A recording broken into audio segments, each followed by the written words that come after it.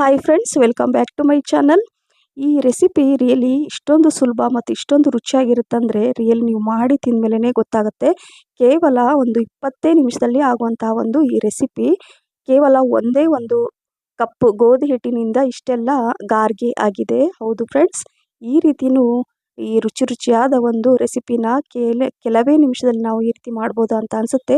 Sweet ಏನಾದರೂ ಮಾಡಬೇಕು, ಏನು ಸ್ವೀಟ್ ಮಾಡಬೇಕು ಅಂತ ಯೋಚನೆ ಮಾಡ್ತಾ ಇದ್ದರೆ ಇದನ್ನು ಮಿಸ್ ಮಾಡದೆ ಮಾಡಿ.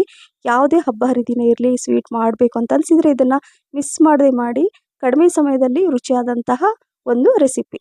ನೋಡ್ತಾ ಇದ್ರಲ್ಲ ಎಷ್ಟು ಚೆನ್ನಾಗಿ ಕಾಣಿಸ್ತಾ ಇದೆ ನೋಡಲಿಕ್ಕೆ, ಮತ್ತು ಮಾಡಲಿಕ್ಕೆ ಕೂಡ ಅಷ್ಟೇ ಸುಲಭ. ಬನ್ನಿ ಯಾವ ರೀತಿ ಮಾಡೋದು ಅಂತ ನೋಡೋಣ. ಮೊದಲು ಇಲ್ಲಿ ನಾನು ಗ್ಯಾಸ್ ಫ್ಲೇಮನ್ನು ಆನ್ ಮಾಡಿ ಒಂದು ಪ್ಯಾನ್ ಇಟ್ಕೊಂಡಿದ್ದೀನಿ. ಇದರಲ್ಲಿ ನಾನು ಅರ್ಧ ಕಪ್ಪಷ್ಟು ಬೆಲ್ಲ ಹಾಕ್ಕೊಂಡಿದ್ದೀನಿ. ನೋಡ್ತಾ ಇರ್ಬೋದು, ಇದು ಅರ್ಧ ಕಪ್ಪಷ್ಟು ಬೆಲ್ಲ ಹಾಕ್ಕೊಂಡು ಈಗ ಇದಕ್ಕೆ ಎಷ್ಟು ಬೇಕೋ ನೀರು ನಿಮ್ಗೆ ತೋರಿಸ್ತೀನಿ. ಯಾವ ಕಪ್ಪಲ್ಲಿ ಬೆಲ್ಲ ಹಾಕಿರ್ತೀರಲ್ಲ ಅದೇ ಕಪ್ಪಲ್ಲಿ 2 ಕಪ್ಪಷ್ಟು ನೀವು ನೀರನ್ನು ಹಾಕ್ಕೋಬೇಕಾಗತ್ತೆ. ಸೊ ಬೆಲ್ಲದ ಇದು ಅಂದರೆ ಕ್ವಾಂಟಿಟಿ ಕಡಿಮೆ ಇರಬೇಕು. ಬೆಲ್ಲ ಎಷ್ಟು ಹಾಕಿರ್ತೀರೋ ಅದರ ಡಬಲ್ ಕ್ವಾಂಟಿಟಿ ನೀರು ಹಾಕಿರಬೇಕು. ಸೊ ಅದನ್ನು ಹಾಕಿ ಈ ಥರ ಎಲ್ಲ ಕರಗಿಸ್ಕೋಬೇಕು. ಒಂದು ಪಿಂಚಷ್ಟು ಅಂದರೆ ಒಂದು ಚಿಟಿಕೆಯಷ್ಟು ಉಪ್ಪನ್ನು ಹಾಕ್ಕೊಳ್ಳಿ. ಸೊ ಸ್ವಲ್ಪ ಉಪ್ಪು ಹಾಕ್ಕೊಂಡು ಚೆನ್ನಾಗಿ ಅದು ಕರಗಲಿ.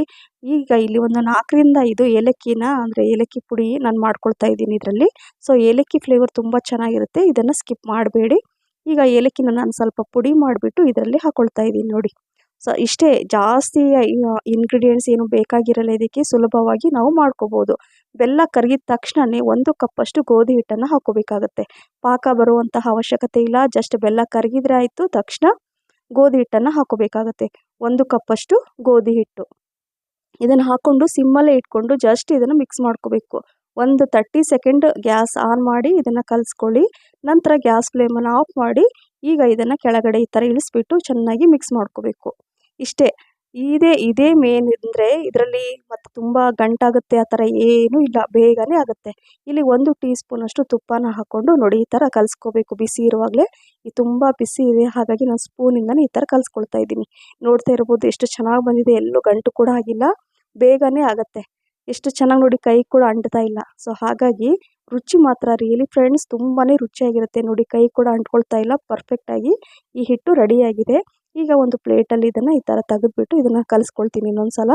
ಸೊ ನೋಡ್ತಿದ್ರೆ ಇದೇ ರೀತಿ ಇರಬೇಕು, ಚಪಾತಿ ಹಿಟ್ಟಿನ ಹದಕ್ಕೆ ಬರಬೇಕು. ಈಗ ಪೂರಿ ಎಲ್ಲ ಮಾಡ್ತೀವಲ್ವ, ಸೊ ಅದಕ್ಕಿಂತ ಸ್ವಲ್ಪ ಜಾಸ್ತಿ ತೊಗೊಂಬಿಟ್ಟು ನೋಡಿ, ನೋಡ್ತಾ ಇರ್ಬೋದು ಎಷ್ಟು ಕೈಗೆ ಅಂಟ್ತಾ ಇಲ್ಲ ಅಲ್ವಾ. ಸೊ ಪರ್ಫೆಕ್ಟಾಗಿ ಇದೆ ಇದು. ಈಗ ಸೈಡಲ್ಲಿ ನಾನು ಎಣ್ಣೆನ ಬಿಸಿ ಮಾಡಲಿಕ್ಕೆ ಇಡ್ತಾ ಇದ್ದೀನಿ. ಸ್ವಲ್ಪ ನೋಡ್ಕೊಂಡು ಎಣ್ಣೆ ಎಷ್ಟು ಬೇಕೋ ಅಷ್ಟೇ ಹಾಕ್ಕೊಳ್ಳಿ.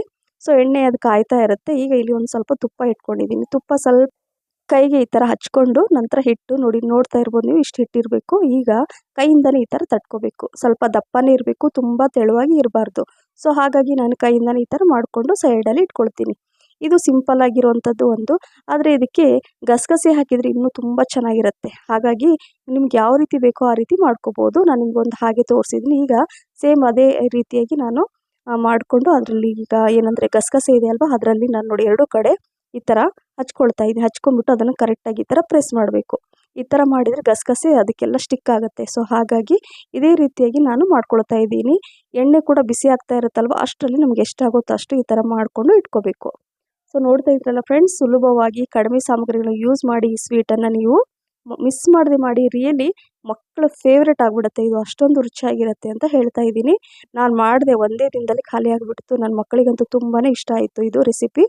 ಈ ಗಾರ್ಗೆ ತುಂಬ ರುಚಿಯಾಗಿರುತ್ತೆ, ಮಾಡಲಿಕ್ಕೆ ಕೂಡ ಸುಲಭ. ಸೊ ನಿಮಗೆ ನಾನು ಪದೇ ಪದೇನೇ ಹೇಳ್ತಾ ಇದ್ದೀನಿ. ಸೊ ಈಗ ಎಣ್ಣೆ ಕೂಡ ಕಾದಿದೆ. ಈಗ ನೋಡಿ ಈ ರೀತಿಯಾಗಿ 3 ಅಥವಾ 4 ಅಂದರೆ ಕಡಾಯಿ ಎಷ್ಟು ದೊಡ್ಡದಿರುತ್ತೋ ಅದ್ರ ಮೇಲೆ ಡಿಪೆಂಡು. ಈ ಥರ ನಾನು ಹಾಕ್ಕೊಂಡು ಇದನ್ನು ಲೋ ಮೀಡಿಯಮ್ ಫ್ಲೇಮಲ್ಲೇ ಫ್ರೈ ಮಾಡ್ಕೋಬೇಕು. ಹೈ ಫ್ಲೇಮಲ್ಲೆಲ್ಲ ಮಾಡ್ಕೋಬೇಡಿ, ಯಾಕಂದರೆ ಒಳಗಡೆ ಹಸಿ ಹಸಿಯಾಗಿರುತ್ತೆ.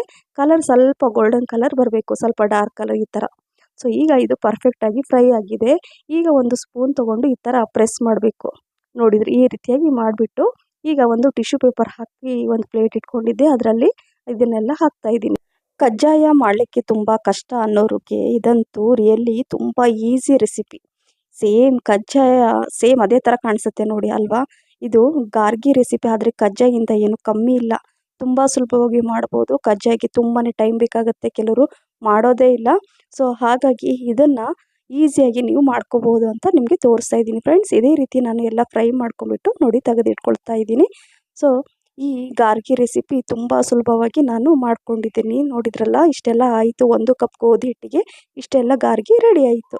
ಸೊ ನೋಡ್ತಾನೆ ನಿಮಗೆ ಗೊತ್ತಾಗ್ತಿರ್ಬೋದು, ತಿನ್ನೋಣ ಅಂತ ಅನಿಸುತ್ತೆ. ರುಚಿ ಅಂತೂ ರಿಯಲಿ ಇದರ ರುಚಿ ಮರೆಯೋದೇ ಇಲ್ಲ. ಯಾವ ಸ್ವೀಟು ಏನು ಅಲ್ಲ ಅನಿಸುತ್ತೆ ಇದ್ರ ಮುಂದೆ, ಅಷ್ಟೊಂದು ರುಚಿಯಾಗಿರುತ್ತೆ.